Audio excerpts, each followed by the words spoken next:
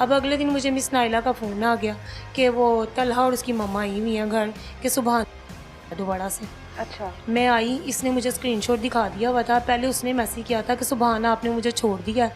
तो आगे से सुबहान ने ये 9वीं क्लास की हाँ बच्चियों जी। का हाल है। अच्छा, तो फिर मुझे सुबहान छोड़ ने दिया। आगे हाँ जी, तो अच्छा। सुबहान ने आगे से मैसेज किया हुआ था, नहीं मैं अल्लाह हमारे साथ है। उसने ऐसे मैसेज किया, तो ये भी मैंने उस पर पर्दा नहीं डाला, मैंने ये भी देखा मैसेज के हुआ। अच्छा, मैं लेकिन आई- देखें एक दिन माजरत के साथ एक दिन पहले बात खुल गई, जी, जी। पता लग गया, उसके बाद अभी भी सुभान के पास मैंने एक्सेस थी उन चीज़ों की कि हाँ वो उसको जी, रिप्लाई कर नहीं सकता, छोड़ा। आपने नहीं लिया उससे? वो लैपटॉप था इसका, मैंने इसको बोला कि अपनी आईडी डिलीट कर दो। अच्छा, कहता मम्मा अच्छा मैं बात नहीं करूँगा।